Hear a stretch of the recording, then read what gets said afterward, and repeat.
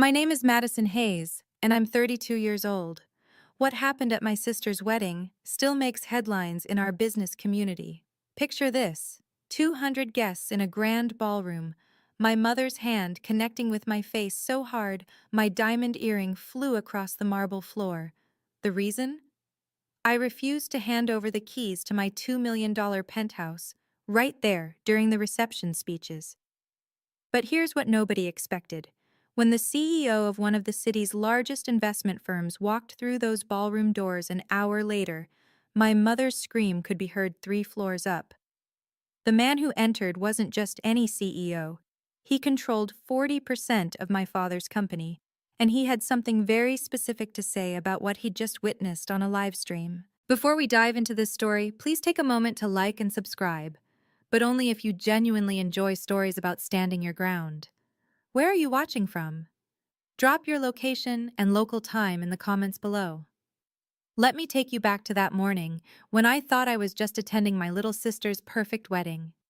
I arrived at the Grandview Hotel at 8 a.m., 3 hours before the ceremony. The ballroom looked stunning, white roses and gold accents everywhere, exactly what Sophia had dreamed about since we were kids. I'd contributed $50,000 to make this day perfect for her, though nobody would ever mention that. Madison, finally, my mother said, looking me up and down. That dress. Couldn't you have chosen something more feminine? You look like you're heading to a board meeting, not your sister's wedding. I smoothed down my navy silk dress, elegant, appropriate, and yes, probably something I'd wear to the office. Good morning to you too, Mom. Sophia looks absolutely radiant in her gown, she continued, not even acknowledging my greeting. A proper bride, you should see how she glows. The comparison wasn't new. For 32 years, I'd been the daughter who was too ambitious, too independent, too masculine in my choices. Sophia was the princess, sweet, traditional, everything our parents wanted in a daughter. Madison, can you check the seating arrangements? Dad called out. But don't reorganize everything like you always do. I bit my tongue. The seating chart was a disaster, with divorced couples placed together and business rivals at the same table. But pointing that out would just make me the difficult one again. What they didn't know, what I'd never told them, was that I wasn't just some middle manager at a random company. I was vice president of development at Hayes Capital, overseeing our entire Asia-Pacific expansion. But in this family, that achievement would somehow become another failing. Too career-focused, too independent, too much like the son they never had. Of course, Dad, I said, keeping my voice level. I'll make sure everything's perfect for Sophia. Family comes first, Madison, Dad said, appearing beside me as I adjusted a crooked centerpiece. You'll understand that when you have your own family. If you ever settle down, that is. The jab was subtle but clear. At 32, my unmarried status was apparently a bigger failure than any professional success could overcome. Richard, leave her alone, Aunt Patricia said, though her tone suggested amusement rather than defense. Not everyone can be as lucky as Sophia, finding true love so young. I focused on the centerpiece, letting their words wash over me. Around us, relatives whispered their own assessments. Still no ring on Madison's finger? All that time in the city, you'd think she'd have met someone. Poor Carol, at least she has Sophia giving her grandchildren soon. My cousin Derek smirked from across the room. Hey, Madison, maybe if you spent less time in boardrooms and more time in normal rooms, you'd have a +1 today. The laughter rippled through our relatives. I wanted to tell them about the 3 men I'd dated this year who couldn't handle dating someone more successful than them. I wanted to mention that being single was a choice, not a failure. But what was the point? She's just very particular, Mom explained to anyone listening. Always has been. Too picky for her own good. I straightened another centerpiece, my hands steady despite the familiar sting of their dismissal. They had no idea who I really was, and maybe that was for the best. So, Madison, Aunt Sally chirped during the pre-ceremony mingling, how's that little apartment of yours in the city? Must be cozy. It's a penthouse, actually, I corrected quietly. The group around us burst into laughter. Sally wiped tears from her eyes. A penthouse? Oh, Madison, you and your big city dreams. She likes to exaggerate, Sophia chimed in, gliding over in her wedding dress. Last year she said she was buying a Tesla. Can you imagine? I did buy a Tesla. It was parked outside, but I just smiled. Madison's always been ambitious, Mom said, in that tone that made ambition sound like a character flaw. Too ambitious, really. There's nothing wrong with a modest apartment, Uncle Tom added patronizingly. Not everyone can afford luxury. No shame in that, kiddo. My phone buzzed with a notification from my building's concierge about tomorrow's delivery to my 4,500 square foot penthouse on the 45th floor. The one with floor-to-ceiling windows overlooking the entire city. The one I'd paid for in cash after closing the Singapore deal. I could have shown them the photos. Could have pulled up the virtual tour I had saved. Could have mentioned the feature in Architectural Digest last month. But what would that prove? That I needed their validation? You're right, Uncle Tom, I said instead. There's no shame in living within your means. Sophia laughed, that tinkling sound she'd perfected. See? Madison's learning to be more realistic. Finally. The irony was almost poetic. Standing alone by the window, I watched the city skyline where my penthouse towered above everything else. 10 years. That's how long it had taken to build my career from entry-level analyst to VP. 10 years of 80-hour weeks, red-eye flights, and deals that made headlines in the Financial Times. That penthouse wasn't just property, it was proof. Proof that the girl they dismissed had made it. Proof that I didn't need their approval or their money or their connections. Every square foot was paid for with my own success. If I gave it to Sophia, just handed over the keys like some party favor, what would that make me? The perpetual backup plan? The family ATM who existed only to supplement their golden child's happiness? I thought about the nights I'd fallen asleep at my desk, working on proposals that would eventually net millions for the company. The promotions I'd earned while they were planning Sophia's engagement parties. The respect I commanded in boardrooms across 3 continents. None of that mattered here.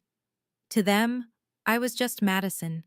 Too masculine, too career-focused, too difficult. And if I gave in now, if I surrendered the one thing that symbolized my independence, I'd be confirming everything they believed about my place in this family. My phone screen lit up with a photo from my assistant. The view from my penthouse this morning, sun rising over the city, golden light flooding through those massive windows. She'd added a caption, "Your sanctuary awaits your return, boss." Sanctuary. That's exactly what it was. The one place where I wasn't someone's disappointing daughter or overshadowed sister. Where I was simply Madison Hayes, the woman who'd built something extraordinary entirely on her own. I couldn't give that up, not even for family peace. Our Sophia, I heard Mom telling a group of guests, her voice carrying across the ballroom. She's everything a mother could want, so graceful, so caring. Did you know she volunteers at the Children's Hospital? And now she'll be such a wonderful wife. The guests cooed appropriately. Mom stood there, glowing with pride, listing Sophia's accomplishments, her teaching degree, her perfect engagement, her charity work. Not once did my name cross her lips. I'd transferred $50,000 to their account 3 months ago when Dad mentioned the wedding was getting expensive. I'd used my connections to get Sophia's wedding featured in the city's most prestigious bridal magazine. I'd even arranged for their honeymoon suite upgrade through my hotel points. Invisible. That's what I was. The family ghost who materialized only when they needed something. Such a beautiful family, someone said. You must be so proud of your daughter. Oh, we are, Dad replied, his arm around Mom. Sophia's made us so happy. Daughter, singular, as if they only had one. I turned away, but then I heard it. Dad's voice, lowered but not enough. After the toast, he whispered to Mom, we'll make the announcement about the penthouse. You're sure Madison will agree? Mom whispered back. She won't have a choice. Not in front of everyone. She's too proud to make a scene at her sister's wedding. My blood chilled. They'd planned this. It wasn't a spontaneous gesture of generosity. It was an ambush, designed to corner me using social pressure and familial obligation. Besides, Mom added, what does she need a penthouse for? It's not like she has a family to fill it. The casual cruelty of it knocked the breath from my lungs, but it also crystallized something. I wasn't going to play their game. If you've ever felt invisible in your own family, like your achievements don't matter unless they fit someone else's narrative, type "I see you" in the comments below. I see you, and your success matters, even if they don't acknowledge it. What's coming next is the moment everything changed, when private family dynamics exploded into public humiliation. Don't forget to subscribe and hit the notification bell for more stories about setting boundaries and choosing self-respect over family approval.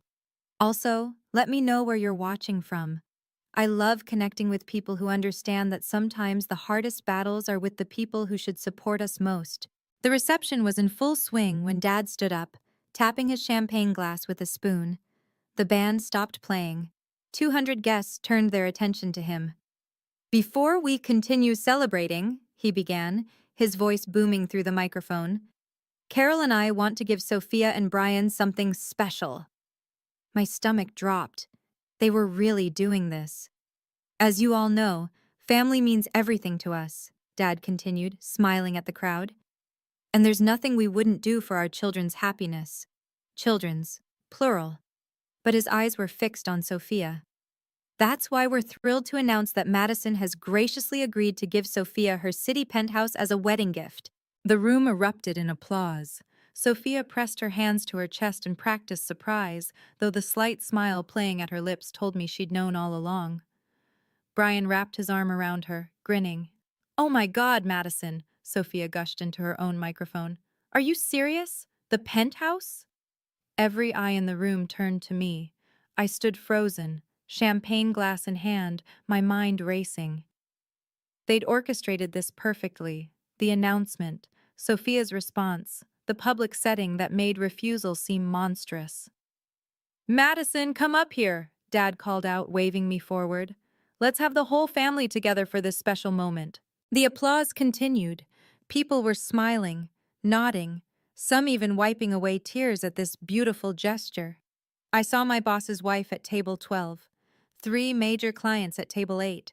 My entire professional network scattered throughout the room, all watching me, all expecting me to smile and play the generous sister.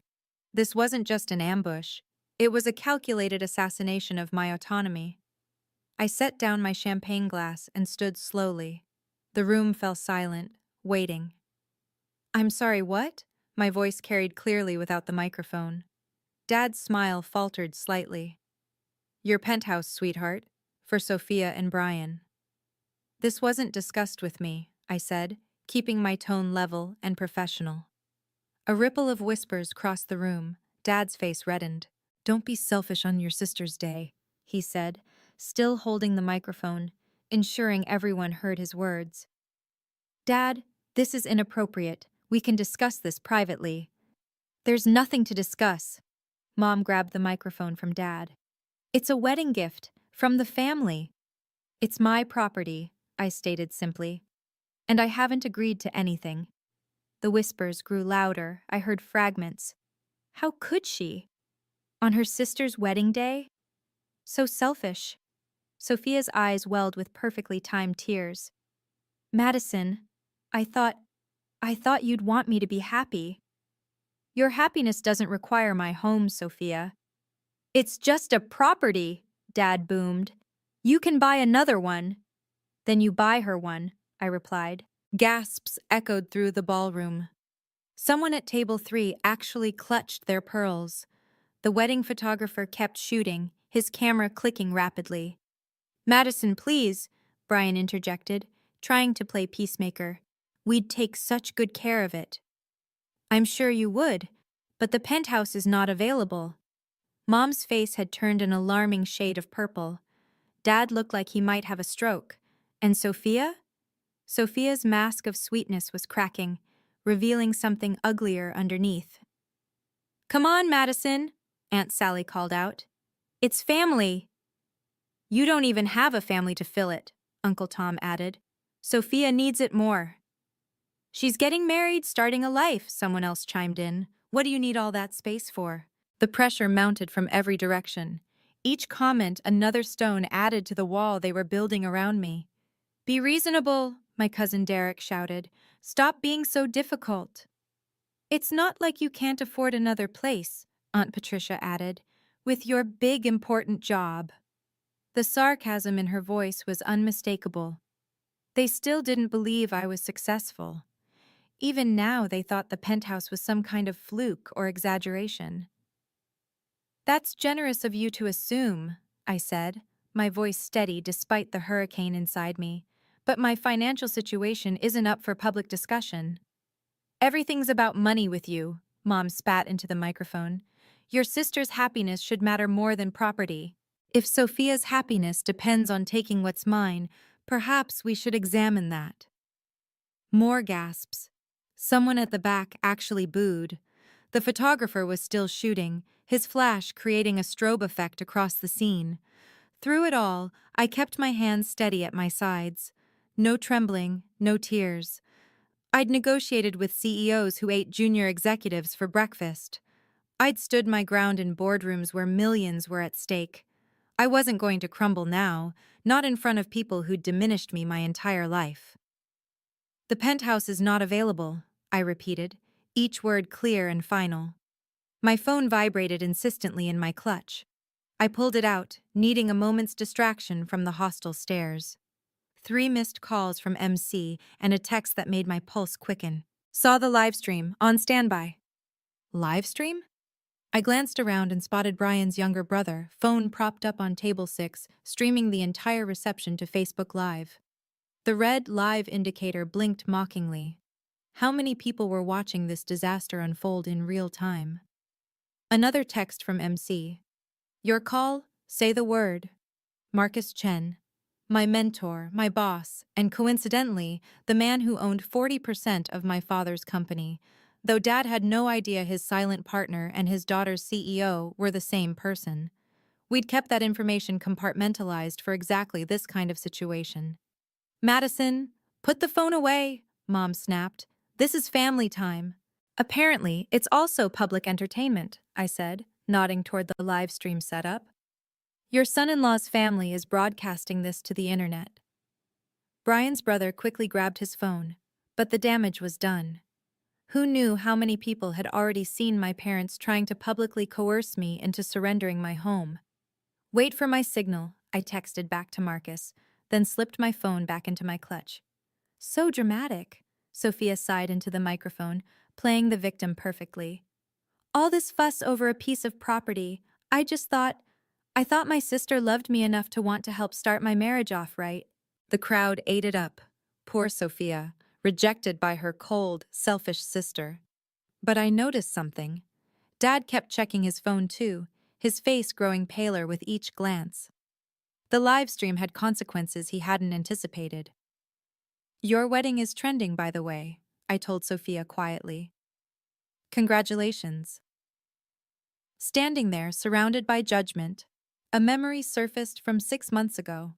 Marcus had insisted on adding an unusual clause to my penthouse purchase agreement.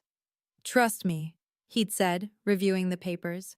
"You want protection against third-party interference, especially coercion from family members." I'd laughed it off then. My family was difficult, not dangerous. But Marcus, who'd built an empire from nothing, knew better.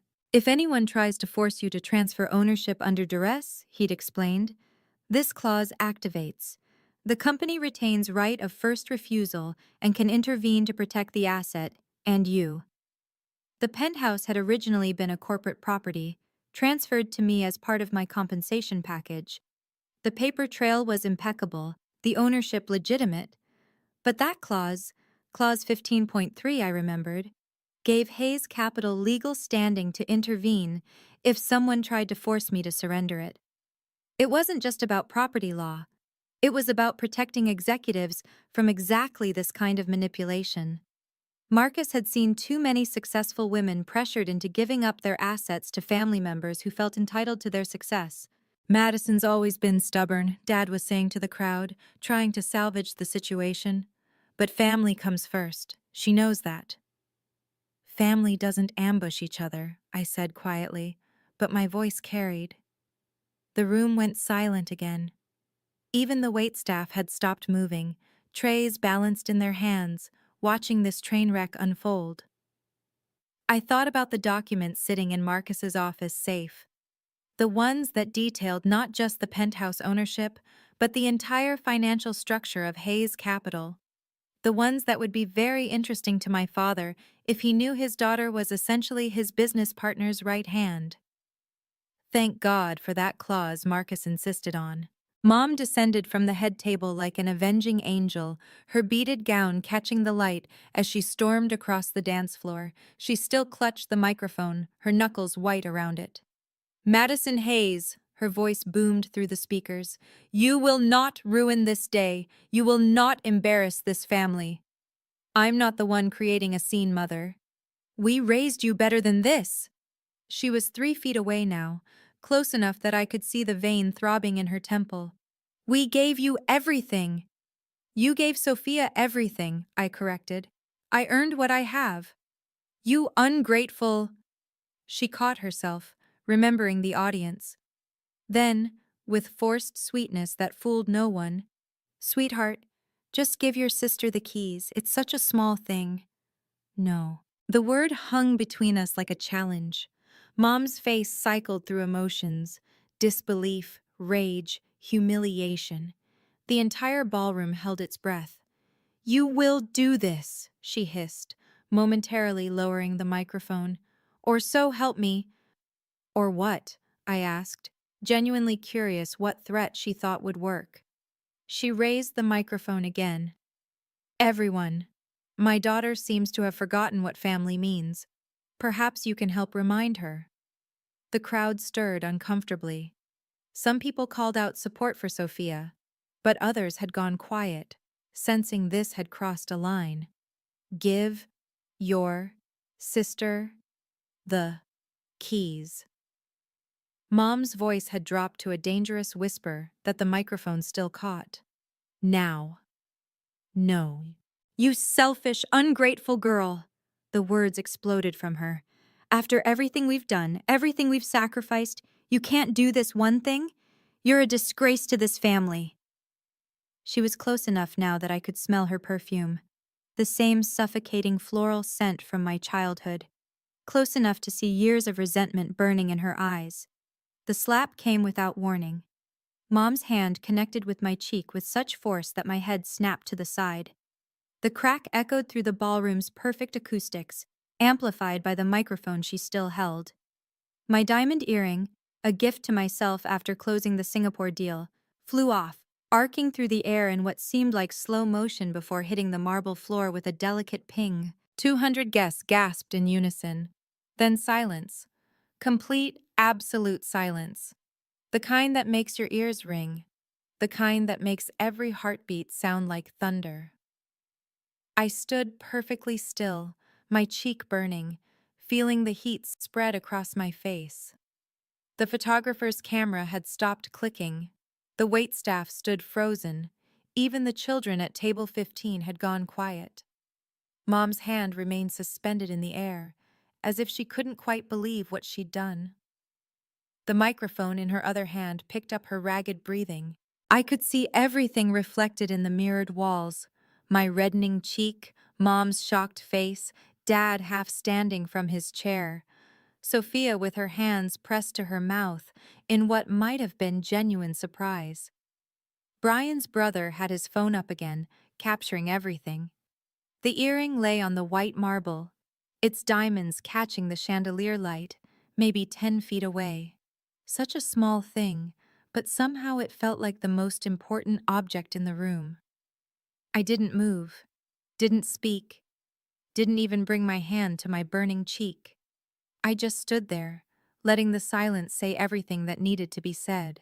Slowly, deliberately, I walked to where my earring lay on the marble floor. My heels clicked in the silence, each step echoing through the ballroom. I bent down, picked up the earring, and carefully put it back on. The simple action took maybe 30 seconds. It felt like 30 years. I straightened, smoothed my dress, and looked directly at my mother. She'd lowered her hand, but still gripped the microphone, her face a mixture of defiance and dawning horror. "Excuse me," I said, my voice perfectly steady. Then I turned to the head table. "Congratulations, Sophia. I hope your marriage brings you joy." I picked up my clutch from my table and walked toward the exit. Not rushing, not running, just walking with the same measured pace I used when leaving board meetings. "Madison!" Dad called out. "Madison, wait!" I didn't stop, didn't turn around. Behind me, the ballroom erupted in chaos. Voices rising, chairs scraping, someone crying. But I kept walking. The moment I cleared the ballroom doors, I pulled out my phone and hit Marcus's number. He answered on the first ring. "Madison?" "Green light," I said simply. "Understood. How long do I have?" "Give me 45 minutes to get home." "Are you okay?" I touched my still burning cheek. "Execute the contingency, Marcus. Already mobilizing the legal team." "Madison." "Yes, now." "I meant, are you hurt?" "Nothing that won't heal," I said, entering the elevator. "But Marcus, make sure you bring the shareholder agreement, the one Dad never actually read." "With pleasure." I ended the call as the elevator doors closed, leaving my family's chaos behind. That moment, the slap heard by 200 people, did it make your blood boil? I know what it's like to be humiliated by the people who should protect you. But sometimes the best response isn't anger, it's strategic action. What comes next will show you why you should never underestimate someone you've pushed too far. If you believe in standing up for yourself, hit that like button. If you've ever had to set a hard boundary with family, type boundaries in the comments. The next part is where everything shifts, where the invisible daughter becomes the one holding all the cards. 45 minutes later, I was in my penthouse, ice pack against my cheek, when my phone buzzed with a text from Marcus. "Entering the building now." I'd changed into jeans and a soft sweater. Armor wasn't needed anymore. The battle was already won. They just didn't know it yet. My phone lit up with notifications. Brian's brother's live stream had been shared over 500 times. The slap was already a gif. But I didn't care about internet fame. I cared about what was happening in that ballroom right now. Marcus texted again. "Walking in, Richard just saw me." I could picture it perfectly.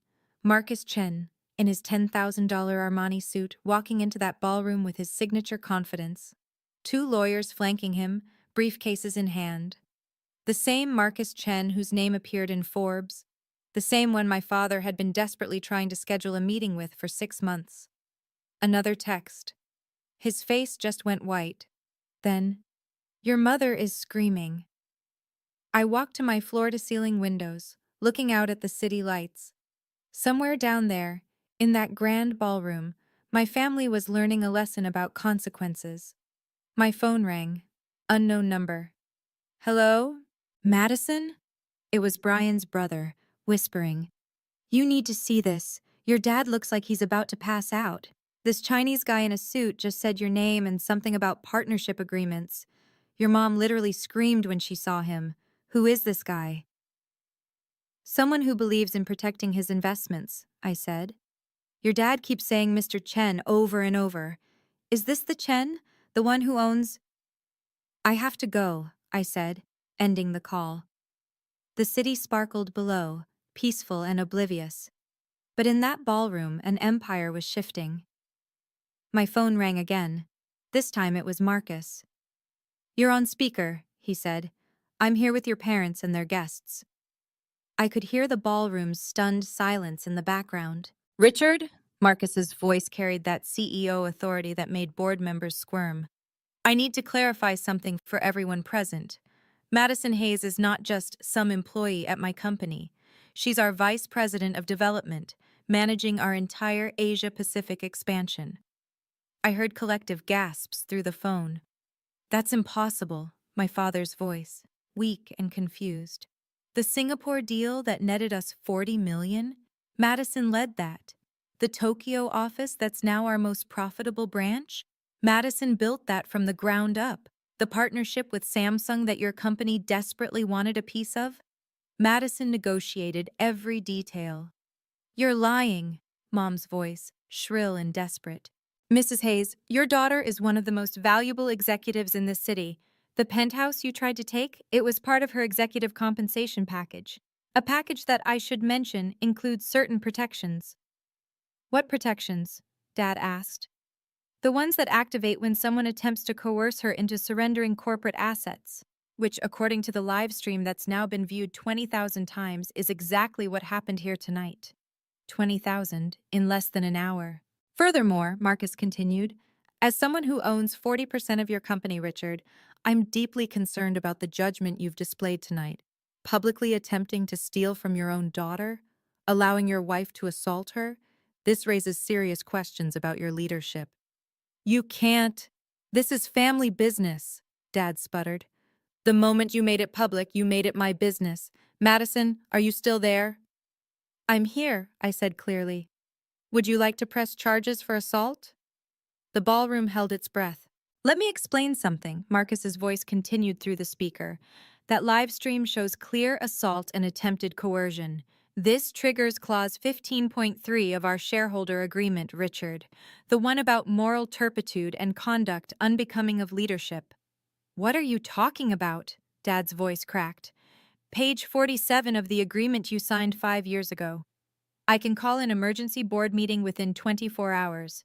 Given that I control 40% and the Jensen Trust controls another 15, they're very interested in this situation, by the way. You do the math. I could hear papers rustling. Marcus was laying out documents on the head table. This is extortion, Mom shrieked. No, Mrs. Hayes, extortion was demanding your daughter's property in front of 200 witnesses. This is consequence management. Madison, Dad's voice came through, pleading now. Tell him to stop. This is going too far. Too far? I finally spoke. Like slapping your daughter at a wedding wasn't too far? You can't destroy our family business over this. I'm not destroying anything, I said calmly. I'm protecting my assets and my dignity. Marcus is protecting his investment. If your behavior threatens that investment, that's on you.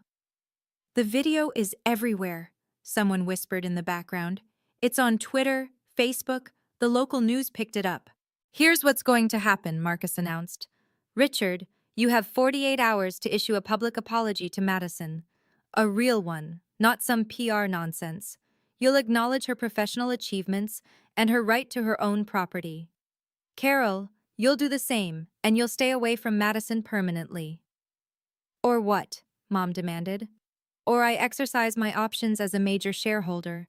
Your company needs my capital for the expansion project. Without it, you're looking at bankruptcy within 6 months. This is my daughter's wedding! Mom's voice had reached hysteria. You can't do this here! You're right, Marcus said smoothly. This isn't the time or place, which is why I'm giving you 48 hours to make this right. Madison's penthouse remains hers, untouched, uncontested. Any attempt to manipulate, guilt, or coerce her will result in immediate legal action. She's our daughter, Dad protested. Then treat her like one, Marcus shot back. Not like an ATM or a resource to be pillaged for your favorite child. I heard Sophia sob dramatically. This is supposed to be my special day. It still is, Marcus replied. I'm leaving now. But these documents stay with you, Richard. Read them, understand them, and remember, Madison isn't alone. She has the full weight of Hayes Capital behind her. Madison, Sophia's voice came through, trembling with tears. How could you do this to me? I didn't do anything to you, Sophia. I simply refused to give you my home. Everything else, the public announcement, the pressure, the slap, that was Mom and Dad's choice. But the penthouse is mine, bought with my money, earned through my work. If you want a penthouse, I suggest you earn one. You're so cruel. No, I'm just done being your family's sacrifice. I heard movement, chairs scraping, people murmuring. Then Marcus's voice, closer to the phone now. Madison, the papers are served. Your parents know their options. The ball is in their court. Thank you, Marcus. I'm sorry it came to this. So am I. The wedding photographer got everything, by the way. He's already sent us the high-resolution shots just in case we need them for legal purposes. Dad's groan was audible through the phone. 48 hours, Richard, Marcus said one final time. Public apology or I call the board.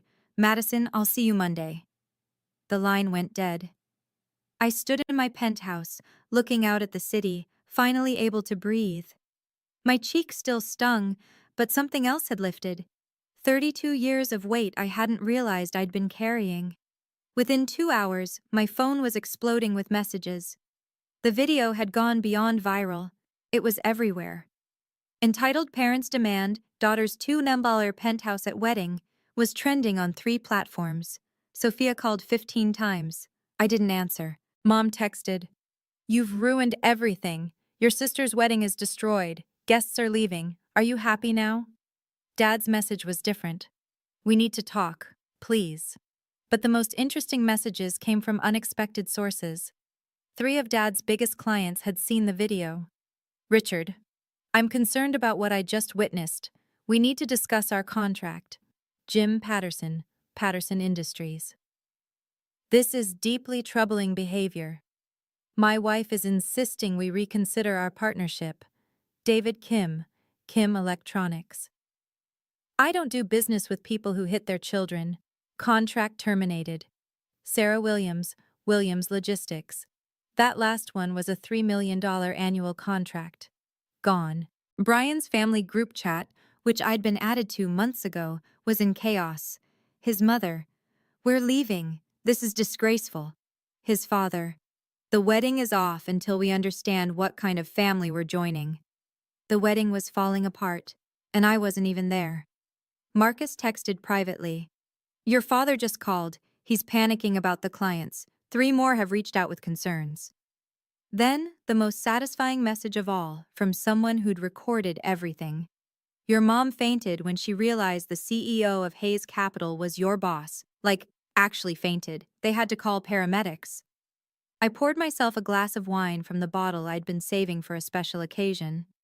If standing up for myself wasn't special, what was? My assistant texted, "Boss, you're trending. Also, 5 headhunters have already called asking if you're looking for new opportunities. Apparently, standing up to toxic family is very in right now." I laughed, actually laughed, for the first time in days. By Monday morning, the business community had chosen sides, and it wasn't even close. The video had been shared in every major business network in the city. The narrative was clear. Successful daughter refuses to be bullied by entitled parents. CEO steps in to protect valuable executive from family exploitation. Dad's company lost 6 contracts in total. The expansion he'd been planning for 2 years was dead in the water. Without Marcus's capital and with the client exodus, he'd have to downsize. Sophia's honeymoon to Bali was canceled. Not by her, by Brian's family. They wanted to reassess the relationship dynamics before moving forward. The wedding gifts were being returned, but the most unexpected consequence came from my own company. Marcus called me into his office Monday afternoon. "The board wants to promote you," he said without preamble. "Senior VP of Global Operations. The Asia-Pacific success, combined with how you handled the situation, they're impressed." I got slapped at a wedding. That impressed them? You stood your ground against massive social pressure. You protected company assets. You maintained composure under extreme duress. That's exactly the kind of leadership we need. And the fact that you had to intervene shows you know when to leverage your resources. Madison, I've seen a lot of executives crumble under family pressure. You didn't just stand firm, you won. The promotion came with a 40% raise and stock options, enough to buy another penthouse if I wanted. Not that I needed another one. The one I had was perfect, a symbol of everything I'd achieved without my family's help or approval. I donated the raise bonus to a women's shelter that helped abused victims leave toxic situations. It felt like the right thing to do. Dad's public apology came exactly 47 hours after Marcus's ultimatum. It was stiff, clearly written by lawyers, but it did the job. I apologized to my daughter Madison for my inappropriate behavior at the recent family event. I acknowledge her professional achievements and her right to her own property. This matter is now closed. Mom refused to apologize. She went on a social media rant instead, calling me ungrateful, selfish, and corrupted by corporate culture. The rant was screenshot and shared thousands of times, usually with comments like, "I see where the problem started," and "narcissist mother spotted." Sophia texted me a week later. "You ruined my life. Brian's family is making us go to counseling before they'll agree to the marriage. They think my family is toxic." "They're not wrong," I replied. "I hate you." I know. The extended family split into camps. Some sided with my parents, saying family should come first. Others reached out privately, sharing their own stories of being the scapegoat, the ATM, the one who was never good enough. Cousin Derek messaged, "I'm sorry for what I said. I didn't know they treated you like that all the time." Aunt Patricia, "Your mother is my sister, but she was wrong. I'm proud of you for standing up." But the most surprising message came from Brian. "I didn't know about the penthouse ambush. I would have stopped it. Sophia needs to grow up, and maybe this is the wake-up call she needs. I'm sorry about your mom hitting you. That was assault, plain and simple." At least someone in that family had sense. I changed the locks on my penthouse the next day. Building security was given a list of people who were permanently banned from the property. My parents' names were at the top. The doorman, James, who'd known me for 3 years, pulled me aside. "Ms. Hayes, I saw the video. Good for you. My daughter went through something similar. Family isn't always family, you know?" I knew. I blocked my immediate family on all social media platforms. No dramatic announcement, no explanation, just quiet removal of their access to my life. My work became my focus. The promotion meant managing teams across 12 countries. I threw myself into it, building something meaningful without the weight of family expectations. Marcus became more than a boss. He became the mentor my father never was. "You know," he said over coffee one morning, "the best revenge is a life well lived without them." 3 months later, I got a text from an unknown number. It was a photo of Sophia's wedding gift, the one I'd sent after everything calmed down. A certificate for 6 months of family therapy sessions. "This is insulting," the message read. "It's necessary," I replied, then blocked that number too. My penthouse became what it was always meant to be, a sanctuary, a place where no one could demand, belittle, or diminish me. The floor-to-ceiling windows that looked out over the city reminded me daily that I'd built something they couldn't take away. Not for lack of trying, though. 6 months later, the dust had settled into a new reality. I was thriving. The senior VP position had led to a feature in Forbes, 40 Under 40. The article mentioned nothing about the wedding incident, focusing instead on my innovative approaches to Asian market expansion. Dad's company had stabilized but never recovered its previous standing. He'd aged 10 years in 6 months. Through mutual business contacts, I heard he'd started therapy. Too little, too late, but at least it was something. Mom doubled down on her victim narrative, telling anyone who'd listen about her ungrateful daughter who chose money over family. Most people had seen the video. They knew better. Sophia's marriage to Brian lasted exactly 4 months. The counseling had revealed deeper issues: entitlement, inability to take responsibility, expecting others to provide for her. Brian's family had been right to be concerned. The divorce was quiet but final. She texted me once. "I hope you're happy. You got what you wanted." "I got what I earned," I replied. "There's a difference."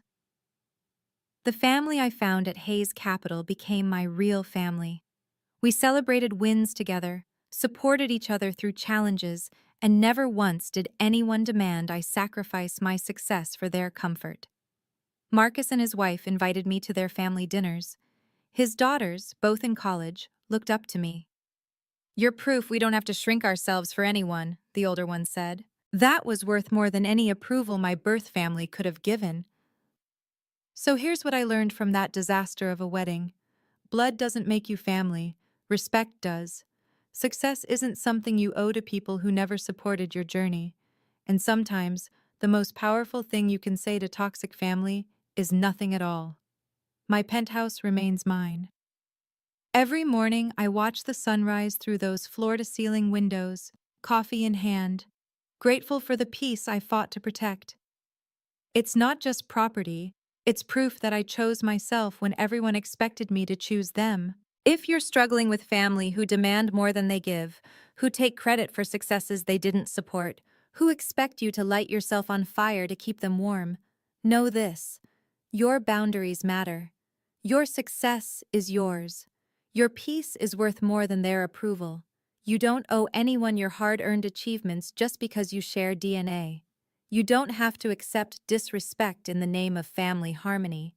And you certainly don't have to tolerate abuse, whether it's physical like that slap or emotional like years of being treated as less than. The price of my freedom was high. I lost my birth family. But what I gained was worth it. Self-respect, genuine relationships, and a life built on my terms. Your story might be different, but the principle remains. You deserve to be celebrated, not tolerated. Choose people who choose you, not just when they need something, but always. What boundaries do you need to set today? Thank you for listening to my story. If you've ever had to choose between family approval and self-respect, you're not alone. Comment "Boundaries matter" if you believe in protecting yourself from toxic family dynamics. Share this story with someone who needs to hear that it's okay to choose yourself. Subscribe and hit the notification bell for more stories about setting healthy boundaries and building chosen families. I'd love to know, are you Team Madison for standing my ground, or do you think family should always come first? Let me know in the comments. Remember, your peace is non-negotiable.